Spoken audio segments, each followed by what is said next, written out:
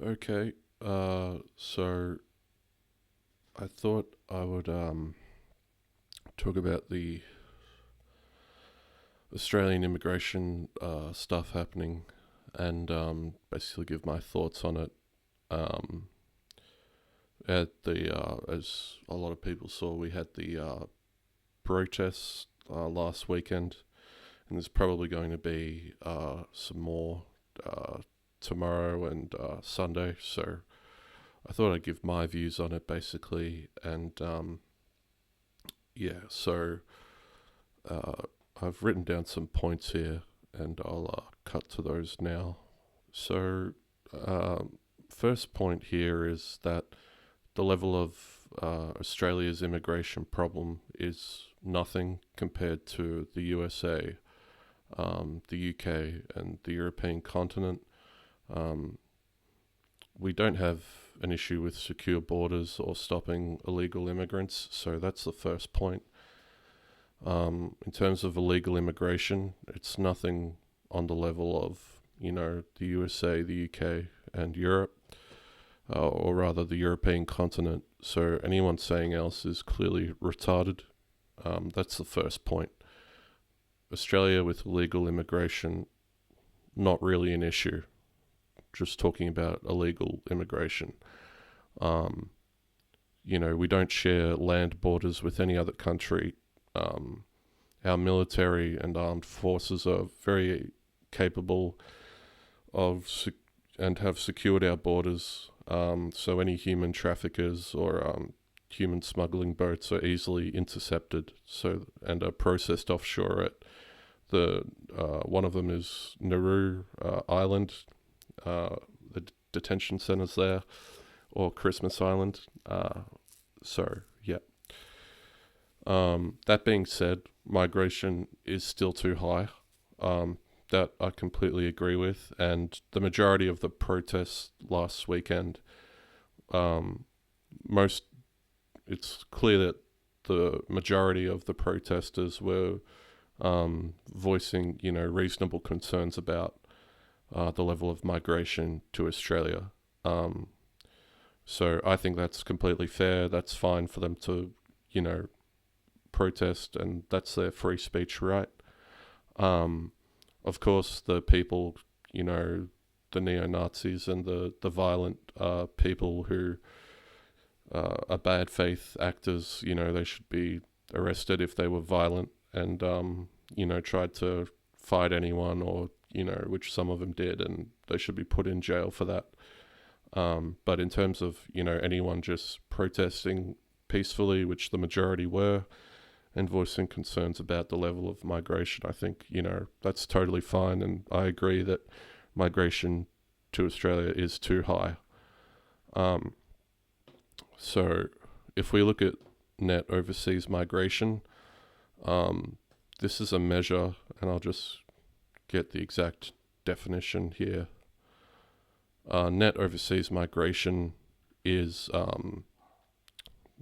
basically like the net effect of people arriving and departing Australia, and it's measured.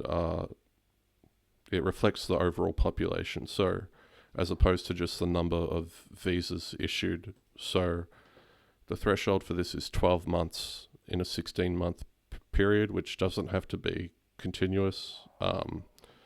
Includes Australians returning from overseas or long term.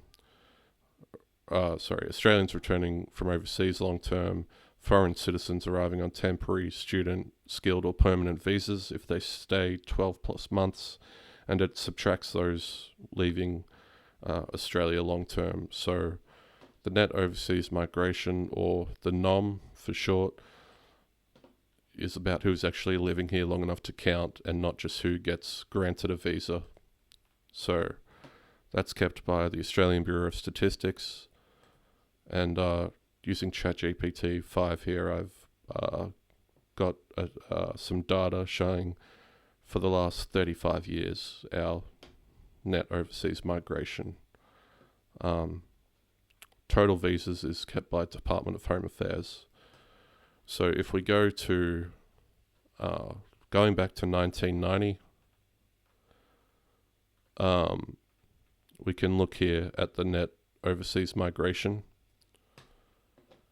and you can see from the decade of 1990 to 2000, it was quite a bit lower. So you can see here like 120,000, 80,000. 1993 was the low point of 30,000 here. So somewhere in the range of, and the average per year actually shows, from 1990 to 2000, it was the average of 82,791 on average. And then we go into 2000 to 2010, and you can see it start to increase. 100,000s here, getting up to about 150,000, and then it goes up quite a bit with the Rudd government in 2007. Goes up by about 80,000, or close to 100,000 actually, from 146,000 to 232, all the way up to 299,000, and then back down a bit to 172,000. So the average there basically doubles to 165,000 per year. First with the Howard government from, the first years of the aughts from 2000 to 06, and then Rudd from Rudd from 07 to 2010. And that basically continues on that level, the 200,000 mark for the remaining Rudd-Gillard years of 2010 to 2013.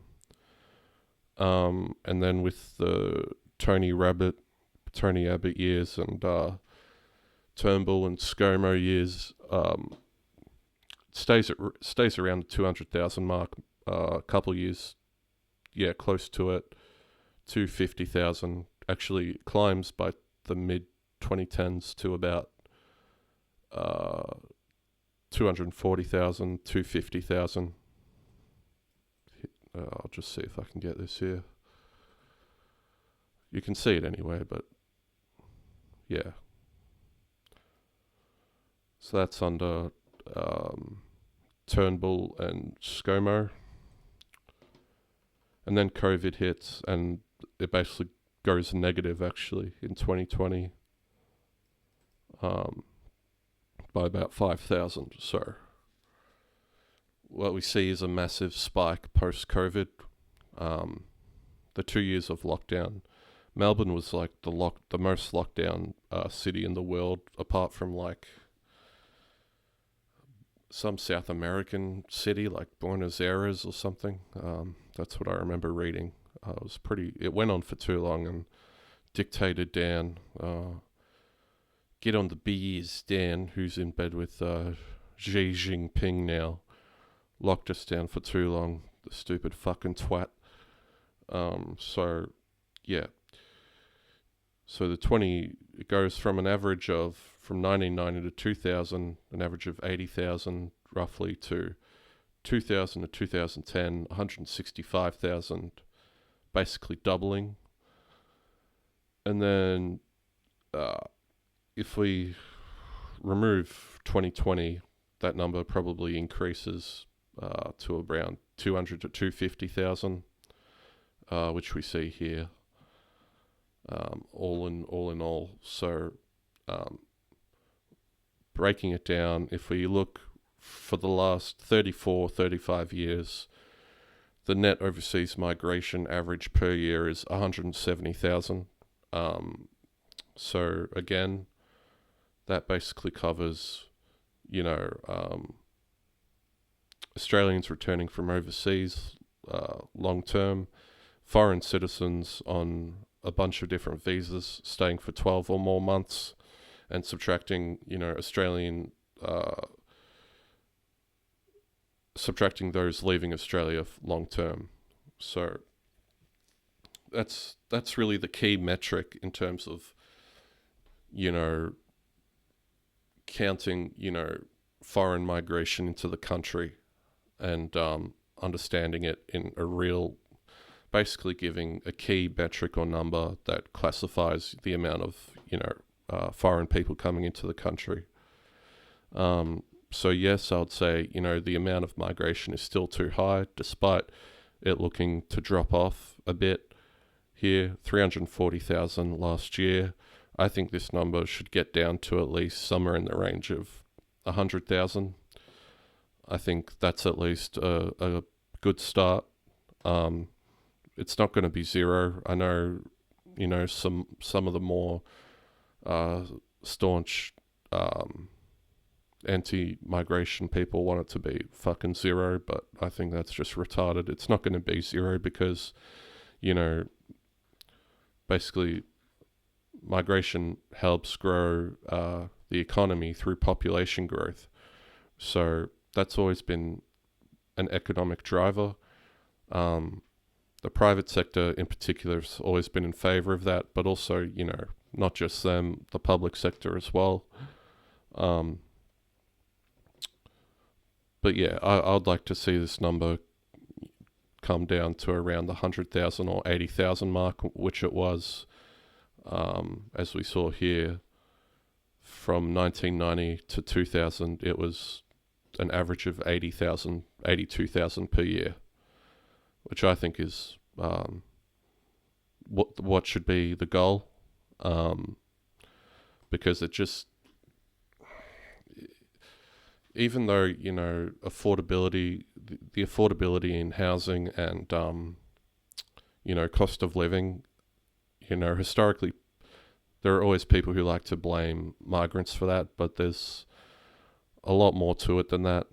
But despite whether that's right or wrong, place sentiment, it's partly right, but it's always the case. People just always blame migrants for that, whether you like it or not.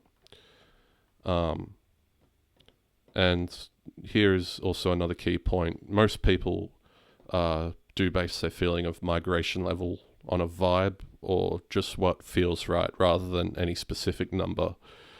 But the reason why I go through the net overseas migration number is because it still matters. So if we want to work towards, less migration, there has to be some level of agreement on what the actual fucking migration level is, which is pretty well summed up by this metric.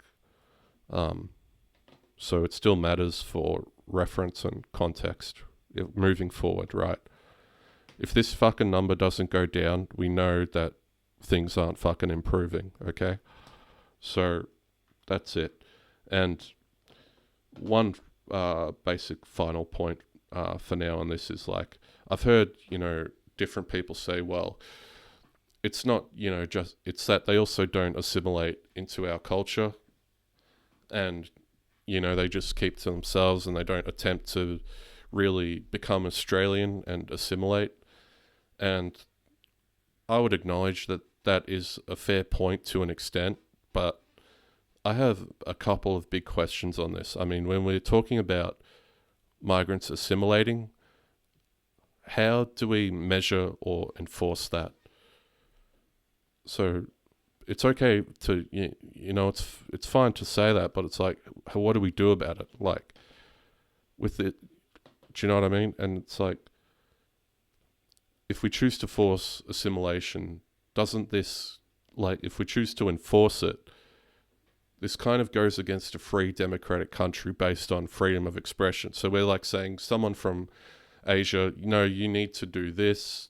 We need to enforce that you engage in our culture. That kind of goes against freedom of expression, doesn't it? I mean, do we measure it by how many footy games they attend on the weekend? Or do we keep track if they put bets on during Melbourne Cup Day or smash 20 beers at the pub on, a Friday night? I mean, what the fuck?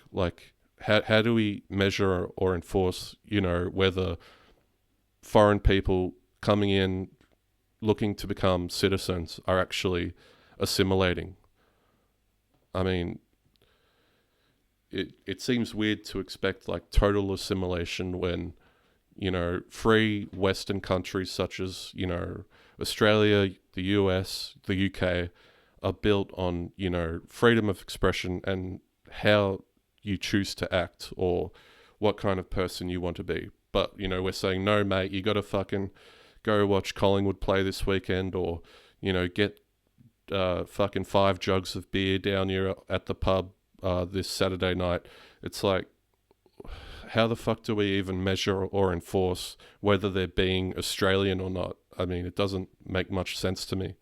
But yes, in spirit, I do agree that if you go to another country, you should at least try to, bond with the country that you're now in and fit in with everyone. But it's like, at what point does that become, kind of policing individuals' freedom and dictating how they must live? So this is a massive question, and I feel like more discussion in general about this would be helpful, and how do we measure assimilation, cultural assimilation, and should we even measure it? But yeah. So that's basically my points on migration, and I think if you're going to try and cause violent confrontations and just be a fucking jack off, just prepare to get locked up, because I think most people here recognize that we don't have a bunch of illegal immigrants coming in. We have secure borders here in Australia. So yeah, summing it up, if you're going to protest, that's completely fine. I agree, honestly, I find, Melbourne is heavily populated now by people who came from overseas. Sorry if it doesn't sound good, that's just how I feel. I mean, there is a lot of foreign Australians and multiculturalism in Melbourne, and I get people can become tired of that. But if you're just going to have a punch on and just, throw hands and get in fights with pro-Palestine people or whoever the fuck, the police or whatever, I mean, you're just a fucking jack off and should be locked up for as long as it takes to get you to fucking stop doing that shit. And yeah, all in favor of free speech, just don't, fucking cause riots and chaos. So yeah, that's about it.